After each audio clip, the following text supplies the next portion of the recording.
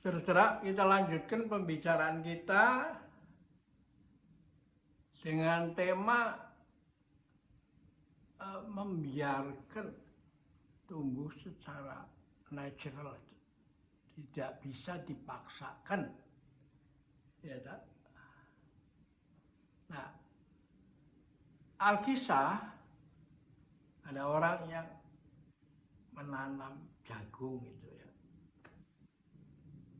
dan saking semangatnya dia perhatikan tumbuhnya setiap hari dengan pagi, siang, sore, bahkan malam dia juga masih menjenguk gitu. Nah, apa yang terjadi? Dia tidak sabar itu. Kok lama amat ya.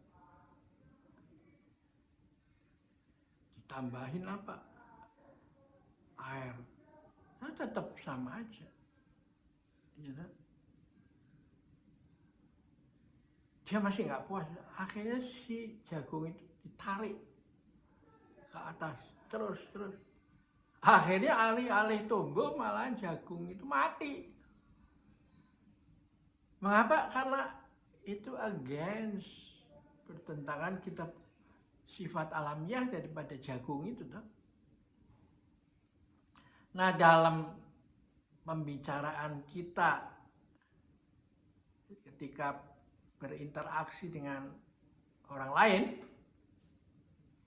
kita tidak sabar itu melihat lambatnya jalan pikiran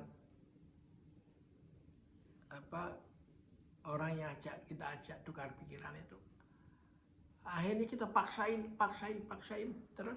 Akhirnya alih-alih mengerti malah tambah bingung. Ya.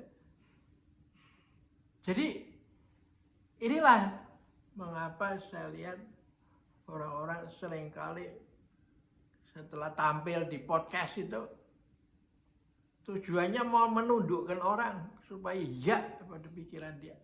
Tapi kecepatan pikiran kita kan beda dengan kecepatan kita kan. Nah, ini yang dimaksud oleh Pak Jokowi dengan jangan kemajon itu.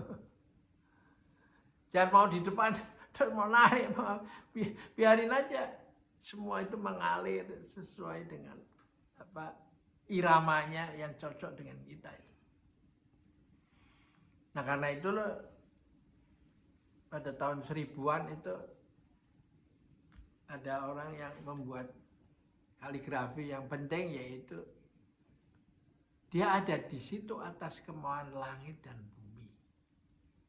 Jadi ada seorang yang sedang magang pada seorang guru spiritual, dan oleh guru itu dikasih tugas untuk membersihkan kebun kan setiap pagi kan. Bukan karena nggak punya tukang sapu, tapi latihan membersihkan kebun itu sebagai latihan rohani. Dimensinya kan beda. Jadi latihan rohani. Nah, lalu dia menghadapi satu masalah yang kelihatannya teknis, yaitu membersihkan rumput di depan jendelanya kamarnya guru. Dan hari ini dipotong, besok udah tumbuh lagi, lusa udah tinggi, potong lagi. Nah, dia nggak sabar, mengatakan, guru, kalau saya uruk dengan batu gede aja supaya nggak usah bisa tumbuh lagi, gimana? Gurunya mengatakan, jangan sembarangan.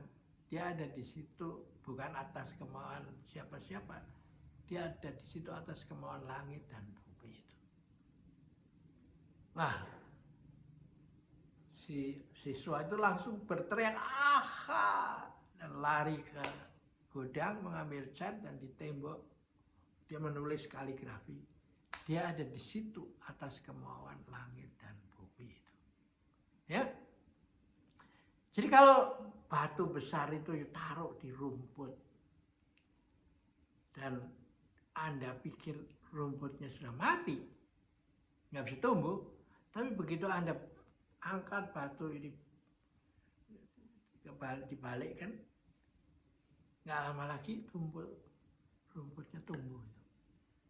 Nah, yang begini-gini ini kan seharusnya diajarkan di sekolah manajemen kan, ya toh? Supaya orang lalu tahu bahwa ini kan penting untuk seorang manajer.